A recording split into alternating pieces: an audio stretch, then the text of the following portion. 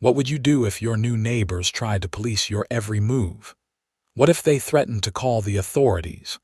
When Malcolm Harris moved to Greenridge Oaks, he expected peace, not a power struggle. But Susan Whittaker had her own unwritten rules, rules Malcolm never planned to follow. What happens when self-proclaimed authority meets real power?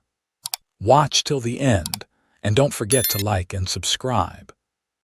The sun hung low in the sky, casting a golden hue over the perfectly manicured lawns of Greenridge Oaks. The late afternoon air carried the scent of freshly cut grass, the faint hum of a sprinkler rotating in slow, rhythmic motions, and the occasional bark of a well-groomed golden retriever.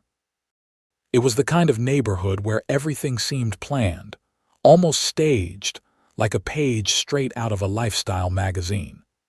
The houses, pristine and uniform in their elegance, sat in perfect harmony with one another. There were no out-of-place mailboxes, no cars parked carelessly on the curb, and certainly no stray leaves left to blow freely across the sidewalks. It was, in every sense of the word, controlled, and that was just how Susan Whittaker liked it. Standing on her porch with a cup of chamomile tea in hand, Susan narrowed her eyes as a large moving truck rumbled down Oak Lane. The oversized vehicle felt almost offensive, its noisy engine disrupting the neighborhood's usual serenity. She pursed her lips, her grip on the teacup tightening slightly. Someone new was moving in. Change. She didn't like change.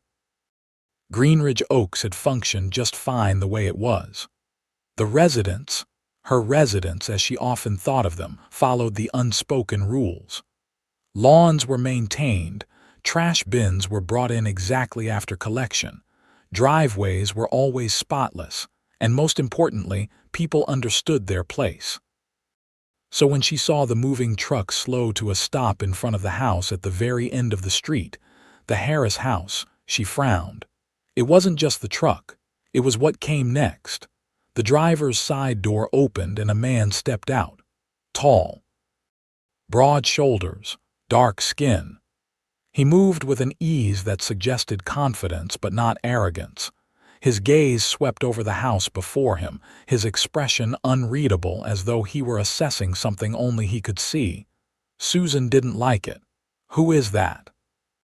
She muttered, her voice dripping with suspicion. From a few houses down, a familiar figure appeared, Greg Thornton, her ever-faithful assistant in all things neighborhood-related. Greg, a middle-aged man with thinning hair and a perpetual look of nervous compliance, was the perfect second in command. He never questioned her authority, and in Greenridge Oaks, her authority was absolute. Greg followed Susan's gaze, adjusting his glasses as he squinted. "Not sure," he said slowly, watching as the man, Malcolm Harris, walked to the back of the truck and pulled out a heavy box with little effort. "New guy, I guess," Susan scoffed. "Obviously." But it wasn't just that. She had seen new people move in before, families, young professionals, retirees, and every single one of them understood the silent expectations of Greenridge Oaks. They moved in quietly, arranged their belongings discreetly, and assimilated into the carefully constructed environment of perfection. But this man, Malcolm Harris, was different. For starters, he was alone. No wife. No kids running around, laughing excitedly about their new home. No group of friends helping him unload. Just him. And the mess, Susan's eyes zeroed in on the scattered belongings that had begun piling up in the driveway. Boxes stacked haphazardly. A folded lawn chair left on its side. A cooler, still dripping condensation from the long drive. There was no organization. It was unsightly, unacceptable. Greg shifted beside her, clearly sensing her growing frustration. "Maybe he's still unpacking." Susan turned to him sharply. "That's not the point," Greg swallowed. "The point," she continued, her tone clipped, "is that Greenridge Oaks has standards, and standards must be upheld. Greg nodded, though he wasn't sure if he agreed or if he was just too accustomed to agreeing by default. Down the street, Malcolm continued unloading his things, completely unaware that he was already being watched, analyzed, and judged. He set down a heavy box labeled kitchen and wiped his brow, exhaling as he took in the sight of his new home. It wasn't extravagant. He'd never needed extravagance, but it was solid. The kind of house that felt permanent, unlike the places he had bounced between throughout his years in law enforcement. This was supposed to be his fresh start, his quiet, fresh start. He had spent years dealing with chaos, long nights, endless paperwork, situations where life and death blurred into one long, exhausting battle. Greenridge Oaks was supposed to be different, a place where he could unwind, where he wouldn't have to be on guard all the time. But even as he stood in his driveway, stretching his sore muscles, he felt it, that prickle at the back of his neck. He was being watched. He turned his head slightly, his trained instincts kicking in. Eyes on him, from across the street, from the porch, from the woman in the crisp white blouse gripping her tea like it was a weapon. Malcolm let out a slow breath. Ah, that type. He had dealt with plenty of people like her before, the kind who smiled in public but carried an iron grip over their little kingdoms. The type who didn't like when something, or someone, disrupted their version of order. She wasn't outright hostile. Not yet. But the tension in her posture, the way her gaze lingered a second too long on his boxes, his presence, she didn't like him here. Malcolm smiled to himself, shaking his head. Not even 20 minutes in, and I'm already on someone's watch list. He grabbed another box and headed inside, choosing, for now, to ignore it. But he knew better than to think this was the end of it. People like her. They didn't just watch, they acted. And he had a feeling Susan Whittaker wouldn't let this go. Not for a second. Malcolm had barely set down his latest box when he heard the click-clack of purposeful footsteps approaching. It was a distinct sound, one that carried a certain weight of authority, or at least the illusion of it. He knew that sound. He had heard it in courtrooms, in board meetings, in situations where people wanted to prove something before they even spoke. Straightening, he turned just in time to see her. Susan Whittaker. She was marching toward him, her crisp white blouse tucked a little too tightly into her beige slacks, her arms folded across her chest like a general preparing to issue orders. Behind her, Greg Thornton shuffled along, a little less determined, his eyes flicking nervously between Malcolm and Susan as if he'd rather be anywhere else but here. Malcolm exhaled through his nose, setting the box down slowly. "Here we go." "Excuse me," Susan called out, voice sharp and clipped as she closed the distance between them. "Do you have a moment?" Malcolm turned fully to face her, keeping his expression neutral. "Afternoon," he said, his tone even. "What can I do for you?" Susan stopped a few feet from him, her sharp gaze sweeping over his yard like a disapproving inspector. "You've just moved in, I see," she said, voice tight. "That's right," Malcolm replied. "Still getting settled."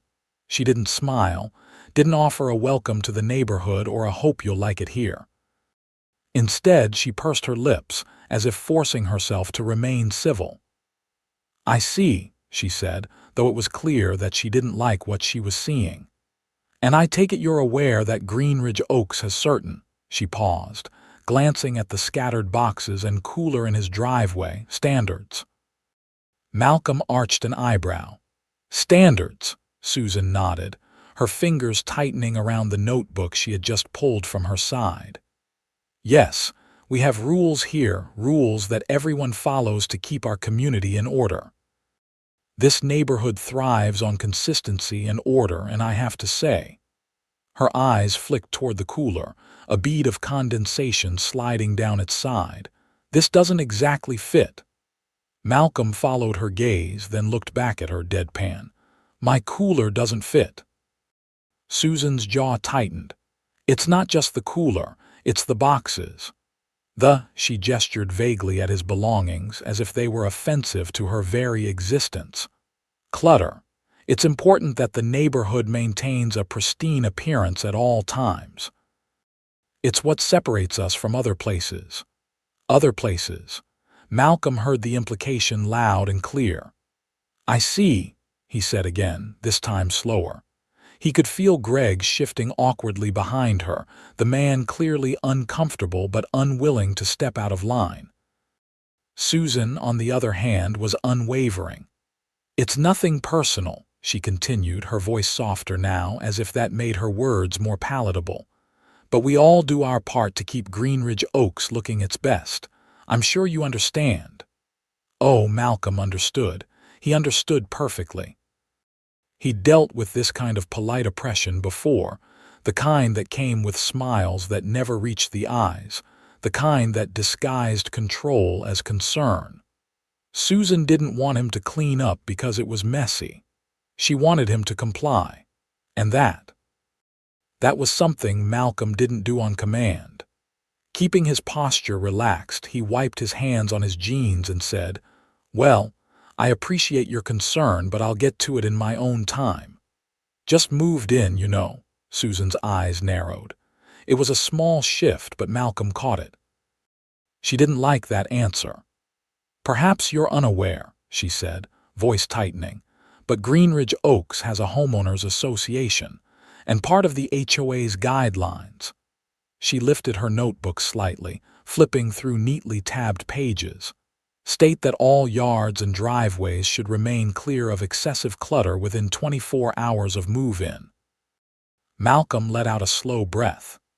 You have an HOA rule that says people can't have moving boxes in their yard the day they move in.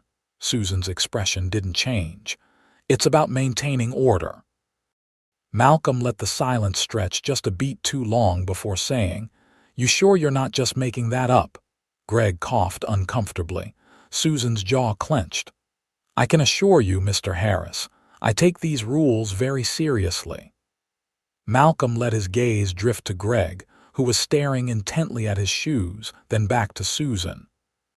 "You know," Malcolm said, voice light but firm, "I've moved a few times in my life. Never had someone come to my house on day one to tell me where I can put my stuff." Susan's smile was thin. "Greenridge Oaks is a special community." "I'm starting to see that," Malcolm muttered. For a second he thought that would be the end of it, that she would huff, glare, and march back to whatever HOA lair she ruled from. But no, she wasn't done. "If you refuse to clean this up," she said, voice turning cooler, "I'll have no choice but to report it to the HOA. And if necessary, I'll escalate this to the authorities." Malcolm stilled. There it was, the threat. Greg took a half step back. Even he knew that Susan had crossed a line. Malcolm didn't speak right away. He let the words settle, let the weight of them hang in the space between them. Then, slowly, he tilted his head. "You'd call the police over some boxes." Susan didn't blink. "I'll do what's necessary to maintain order." Malcolm studied her for a long moment. Then, very deliberately, he folded his arms over his chest and smiled, a slow, knowing smile that made Greg shift uneasily and Susan bristle. "Well," Malcolm said, voice even, "I guess we'll see about that." Susan straightened as if preparing for battle. "I guess we will." And with that, she turned on her heel, marching back toward her house, Greg trailing behind her like a reluctant soldier following a general he wasn't sure he believed in anymore. Malcolm stayed where he was, watching them go, amused but not surprised. He'd seen power plays like this before, and something told him this was only the beginning. Malcolm had dealt with a lot of people like Susan Whittaker in his time, people who wielded power where they had none, who spoke in crisp, clipped tones that disguised condescension as concern.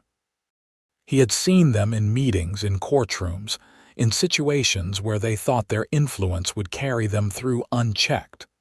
And he had watched, time and time again, as that illusion of control shattered the moment real authority stepped into the room.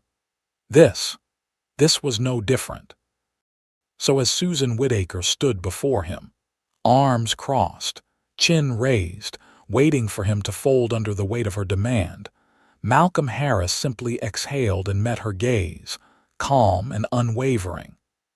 Then, with the same steady voice he had used in countless interrogation rooms, he said, "I am the new sheriff of Greenridge Oaks."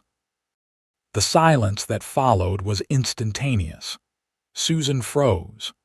Greg stopped breathing. For the first time since this whole ridiculous confrontation started, Susan looked uncertain. The words settled like a brick between them, knocking the air out of whatever false sense of control she had been clinging to.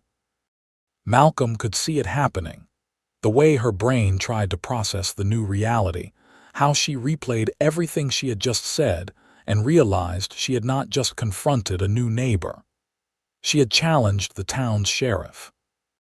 Greg, bless him, was the first to crack. His posture shifted, his eyes widening as the ramifications hit him like a freight train. "Oh," Greg murmured, blinking rapidly. "Oh, well, that's—" He turned to Susan, as if waiting for her to fix this, but Susan was too stunned to speak. Malcolm had to fight the urge to smile because this was Rich. The very person they had threatened to call the police on was the police. Finally, Susan's lips parted. "You're the sheriff." Her voice was softer now, like she was asking permission to believe it rather than stating a fact. Malcolm didn't move, didn't break eye contact. "That's right," he confirmed. "Malcolm Harris, Greenridge Oaks' new sheriff." Greg, who had taken a half step back, let out a nervous chuckle, the kind people make when they realize they've walked into a very bad situation. "Well," Greg sputtered, rubbing the back of his neck, that's good to know, right, Susan? That's good news." Susan didn't answer. She was still trying to find footing on solid ground that no longer existed. It was fascinating to watch. Her eyes darted around, looking for a way out of the hole she had dug for herself. And, true to form, she doubled down. I wasn't trying to cause trouble," Susan said quickly, her voice regaining some of its usual clipped sharpness. "I was simply enforcing the rules of our neighborhood.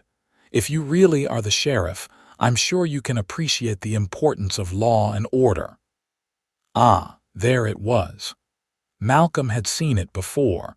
The backpedal, the shifting of blame, the attempt to regain control of the conversation. She was trying to turn this around, to make herself the victim in a scenario where she had been the aggressor.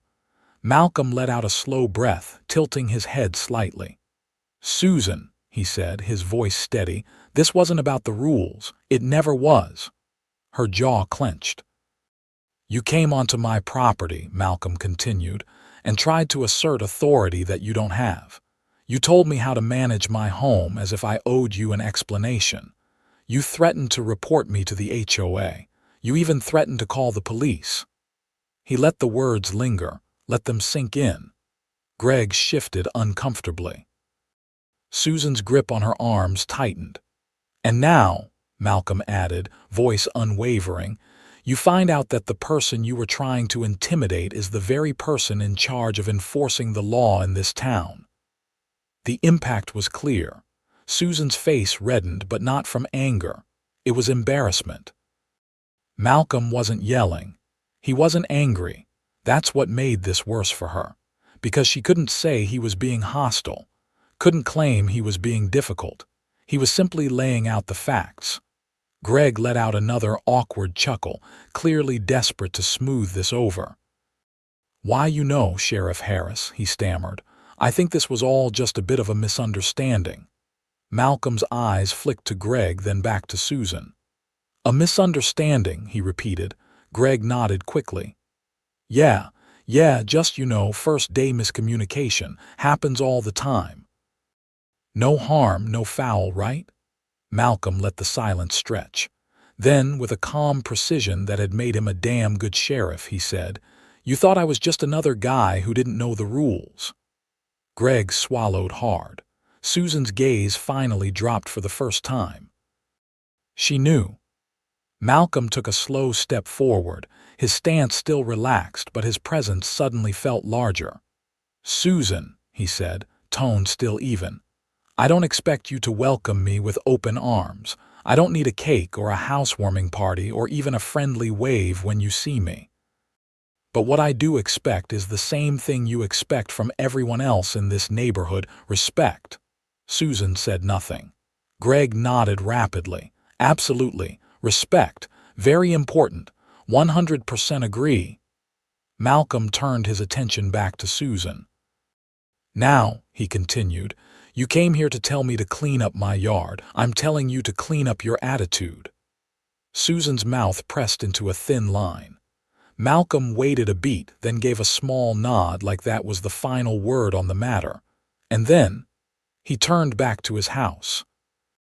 Just like that, conversation over. Greg looked like he wanted to disappear into thin air. Susan stood rigid, her pride battling her shame, her usual confidence crumbling under the weight of the situation. For the first time in a long time, she had no power here, and she hated it. For a long moment, nobody spoke. The weight of Malcolm's words still hung in the air, settling over Susan and Greg like a heavy fog. The reality of the situation had sunk in, but Susan, ever the proud enforcer of her own rules, wasn't ready to admit defeat. Malcolm could see it in her stance, the way her shoulders remained stiff, the way her fingers twitched like she was trying to hold back a retort. But she didn't speak. Not yet. Greg, on the other hand, was already shifting uncomfortably. His entire demeanor changed. The realization of what had just transpired was hitting him like a freight train. He had followed Susan's lead without question, as he always did, but now he was standing in front of the town sheriff, knowing full well that he had played a part in trying to police the wrong person. And that didn't sit well with him. Greg cleared his throat. "Look, Sheriff Harris," he started, his voice a little shaky, I just want to say I'm—" Malcolm turned his gaze to Greg, watching him carefully. Greg exhaled, rubbing the back of his neck. His face was red, not from anger but from embarrassment. "I'm sorry," Greg finally admitted, voice quiet but genuine. "I really am. I shouldn't have gone along with this. He hesitated, then gestured vaguely. "I didn't think." Malcolm nodded, his expression unreadable. "You didn't," he agreed. Greg winced. But Malcolm continued, "You're owning up to it. That matters." Greg nodded quickly, relieved but still visibly shaken. Yeah, I mean, it's the least I can do, right?" Malcolm didn't reply immediately. Instead, he let his gaze drift back to Susan, who was still standing there, silent, her lips pressed together like she was trying to hold back a storm of emotions. He could see it, the battle raging inside her. She didn't want to admit she was wrong, not to him, not to anyone. And yet she wasn't arguing anymore. That in itself was something.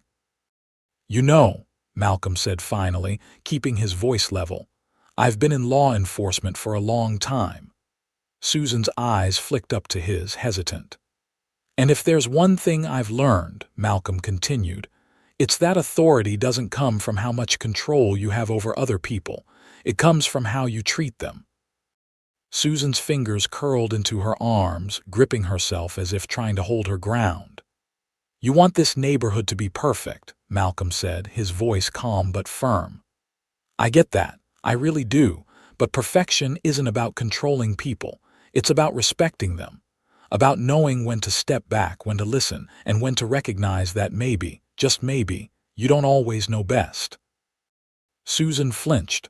It was subtle, so subtle that Greg probably didn't even catch it, but Malcolm did. She wasn't used to being challenged like this, not by someone who wasn't intimidated by her. Greg, sensing the tension, took a small step back, clearly not wanting to get caught in whatever was about to happen next. Malcolm took a slow breath. "Susan," he said, and for the first time his tone softened just a little. Her shoulders stiffened. "I don't expect you to change overnight," Malcolm told her. But what I do expect is for you to think about what happened here today." Silence. Then finally, Susan exhaled. It wasn't a sigh of frustration. It wasn't a scoff of defiance. It was something else. Something closer to acceptance. She looked at Malcolm then, really looked at him, for the first time without the lens of judgment clouding her vision. And what she saw was not some unruly new neighbor who needed to be put in his place. What she saw was a man who had never needed her approval. That was a difficult thing for someone like her to swallow. Susan's lips parted like she wanted to say something. Maybe a justification, maybe a half-hearted excuse, but nothing came out. Because she knew. Malcolm had already said everything that needed to be said. So instead, Susan did the only thing she could do in that moment.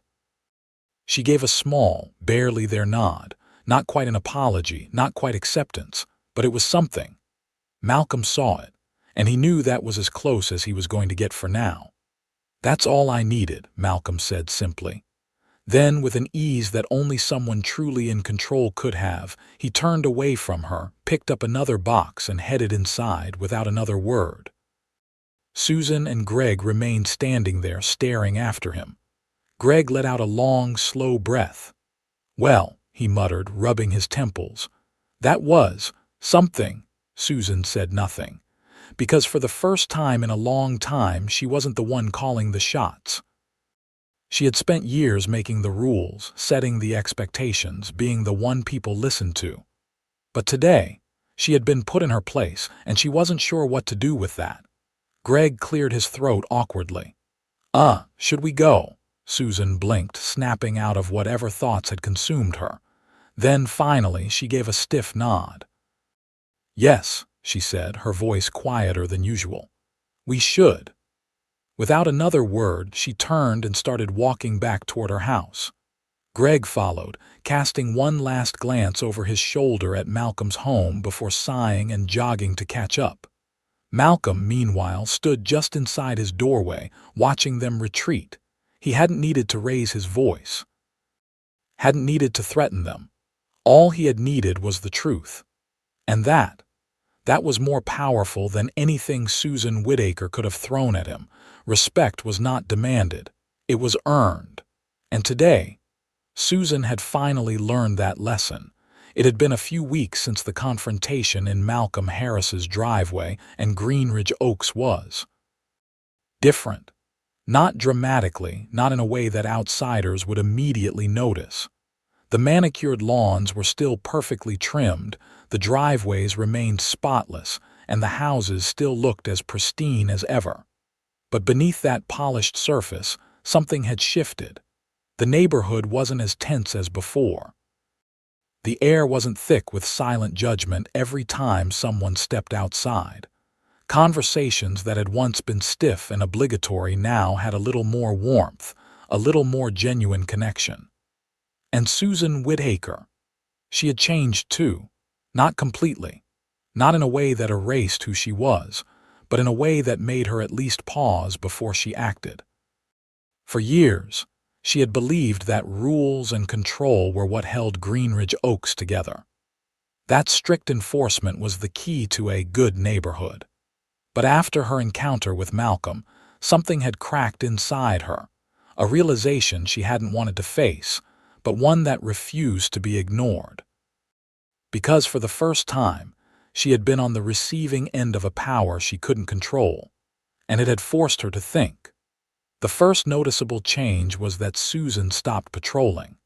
No more early morning inspections of her neighbors' homes, looking for infractions.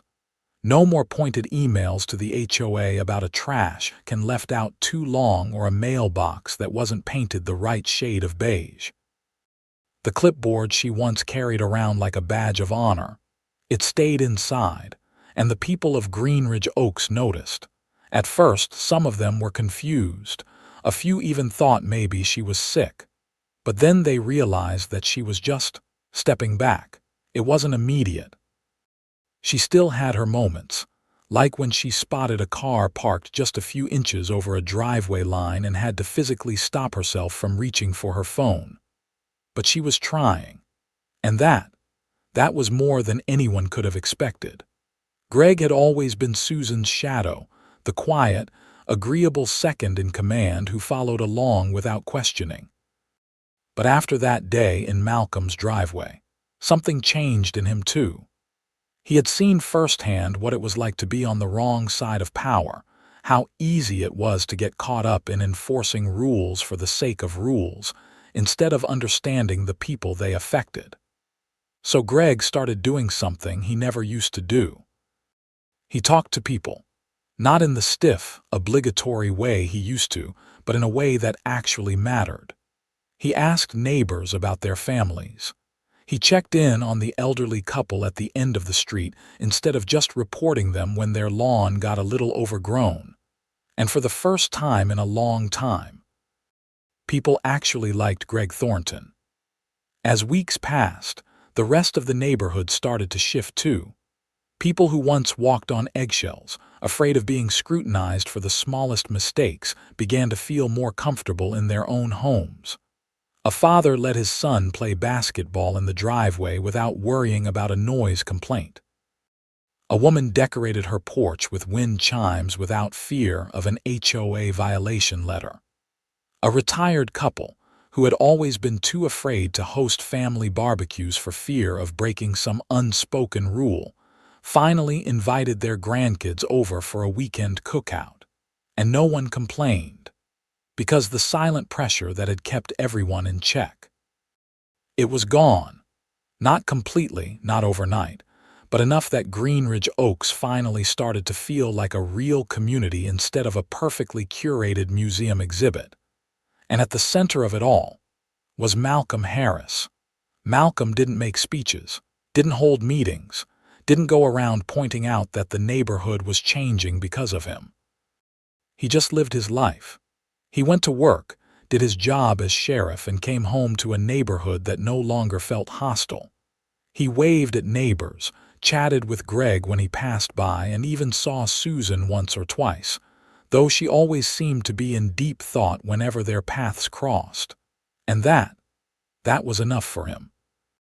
Because Malcolm Harris had never moved to Greenridge Oaks to prove a point.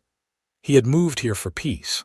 And now, in a way that no one had expected, not even him, he had helped bring a little more of it to everyone. One evening, as the sun dipped below the horizon, Malcolm sat on his porch, watching the street that had once felt so unwelcoming. Now it felt different, better, not perfect, not yet, but better. His phone buzzed a text from one of his deputies. Routine check-in, nothing urgent. Malcolm smiled to himself, replying with a simple, all good. Because for the first time since he had arrived in Greenridge Oaks, it actually was.